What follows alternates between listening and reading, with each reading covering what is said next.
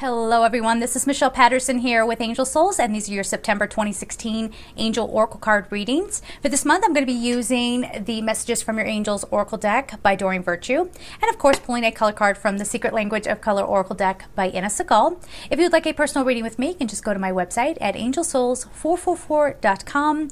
the services tab. If you want to support me on Patreon, I'll leave all that information down below. And yet still again for this month, we are going to have extra readings posted for you up on Gumroad. It's gumroad.com/angelsouls. That information will be down below as well. When you go to the Gumroad page, you're going to see all the extra readings, and you're going to see 2 courses there if you would be interested in those. But you have to scroll down. I think a lot of people are going to that page and going, wait, this doesn't make sense. You have to scroll down. There are all my products. Okay, so there's all the business end of stuff. Let's get started. Hi there, Scorpio. Let's see what's going on for you for September 2016. Most of you know I'm a Scorpio. I'm actually a stellium Scorpio. I got all kind of stuff going on in Scorpio, so these always are very meaningful to me as well. So let's see what's going on.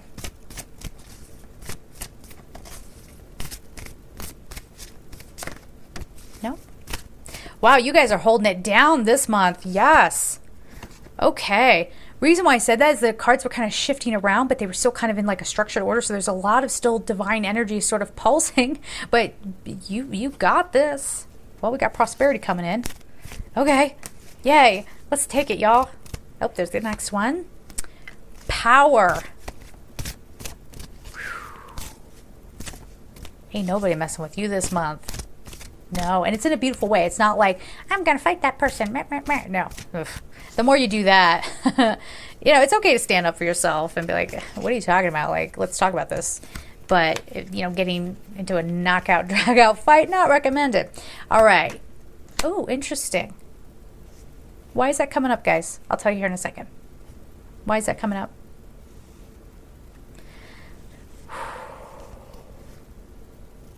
You guys have so many things coming up. Okay, number one, before I even hold up the cards, let me just get the message. You guys are really, part of you tapping into your power goes beyond what's happening in the physical world. It's about you tapping into that spiritual ability to connect with beings in the 4th dimension, or even your angel guides and archangels and what have you. And this could find you actually speaking to someone who crossed over into the 4th dimension. You may not have known this person in this lifetime. This could just be a soul. I don't want to say it's like a wayward soul or something like that, but it could just be a soul that's sort of like hanging out in the 4th dimension. And then it's like the movies. It's like, wait, you can hear me? Oh, hi. You know, and you start communicating with this being. Now, be careful in this, okay? I know there are a lot of religious people out there like, oh, this is sorcery. Oh my gosh. Calm down. Okay, seriously. We all exist together. We can talk to each other. It's all right. But there is some element of you wanting to protect yourself. Invoke Archangel Michael to come in and make sure that something isn't going to attach to you. Okay? All right. So the first card we have here is Rochelle. As you honor and follow the guidance of your heart, prosperity is coming to you now.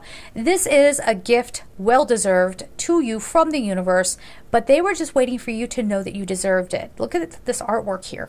Okay, she's like, you know, she's chill. She's like she's in her stance. And you're going to see Athena is doing the same thing here.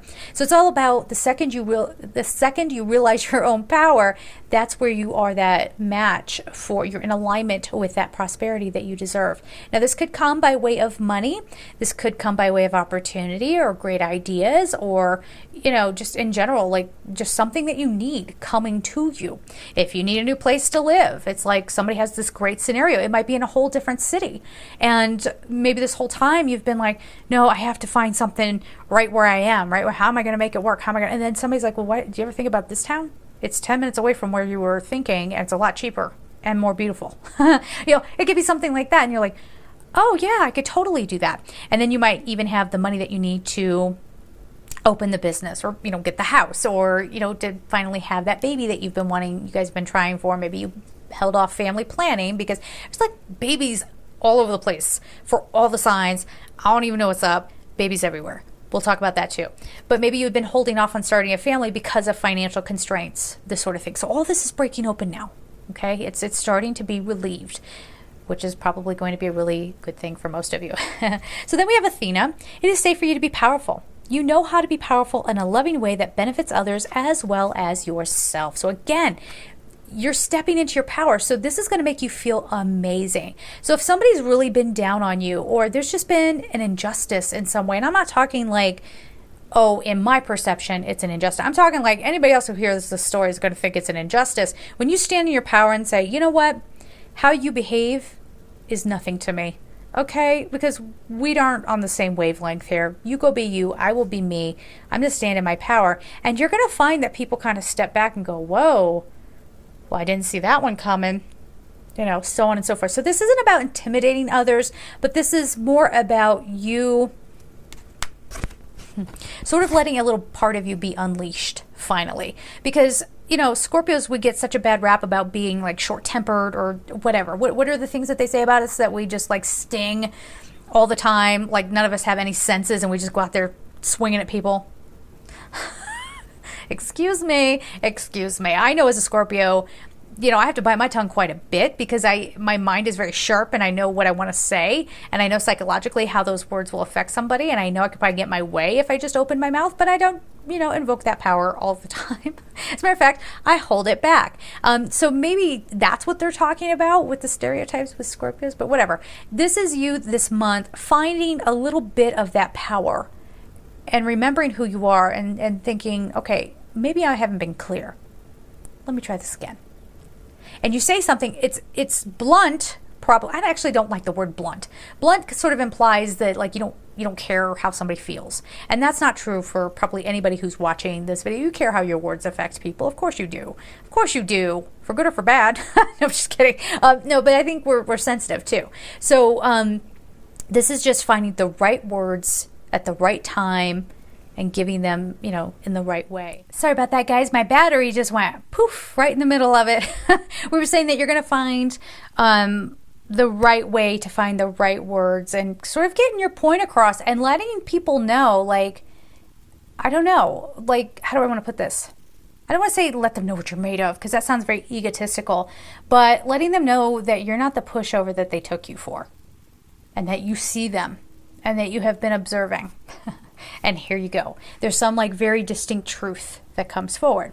Now, that might be with other people. That might be a distinct truth that you deliver for yourself, because we have Rosetta. And so for some of you, this is deciding, yes, I want a child, or yes, I want to start a family, or, you know, something like that, or feeling that sudden drive to be a parent. Now, if you're not looking to be a parent, this is definitely still, this card I'm about to read is still very much an indication that children are watching. They look up to you. You are an inspiration to young people. All right, so Rosetta, you have a gift for working with young people, and your divine purpose involves helping, teaching, or parenting children, okay? So again, they're very much looking to you for the answers. They're watching like how you handle things, right? So be mindful of that, especially if you are in fact a parent. Fighting in front of the kids, don't do it. Don't do it, okay? I know, like, oh, well, sometimes you can't. Well, no, the kids are picking up on that, and they're learning from you how to handle certain situations. So you don't want to be fake, but maybe there's some feeling here, like, don't fight in front of the kids and excuse yourselves if you're going to have a discussion. But this also makes you, makes you as a parent approach things differently, because if you're not going to yell in front of the kids, well, you're going to have to go off into the other room and be like, okay, you know, hey, and you're gonna have to like, actually, it's gonna force you to handle problems differently. So I don't know, that was a message coming through for some of you.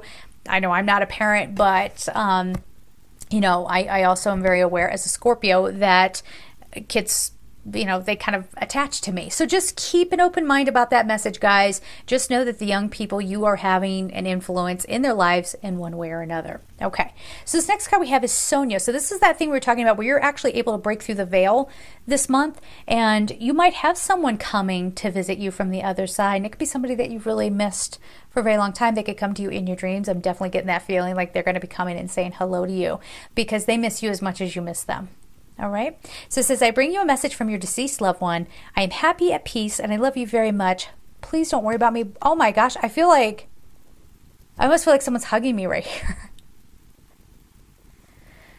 Oddly, it's an old colleague. That's hello. Okay. So, you know, there could be a lot of people sort of, and she's so proud. Okay. That's beautiful. Thank you. But you know, you'll have somebody probably coming in for you and letting you know that, hey, you can stop mourning, you can, you know, release the pain in your heart. Whatever it is, it's going to be it's going to be a moment you'll remember for the rest of your life. And it will probably be something that is just so unbelievably healing. Okay? So your color card for this month is peach. Inhale a breath of life. The number is 19. This is you enjoying your life again. This is you seeing the change that you want, you know, coming into your power, your understanding. Yeah, you're not allowing people to tell you, oh, it's wrong to talk to people in fourth dimension. You know, when I do angel readings, I try to stay in the angelic energy, so I tend to not allow that so much. But you know, every once in a while, I'm surrounded by angels, so if it's okay, if they come forward, then I know the angels gave the okay for them to come in. But this inhale a breath of life is just letting go of everything that has brought you down, letting go of old scenarios, and it's like actually kicking almost into like I almost want to call it like a different dimension, but you're not leaving dimensions. It's or like kicking in a breath of life to start a whole new chapter. And something very strange just happened. I'm going to share this with you too. You guys got a lot of weird things going on. I have a scented candle lit here. That's all well and good. But I actually smelled like almost like an apple pie smell.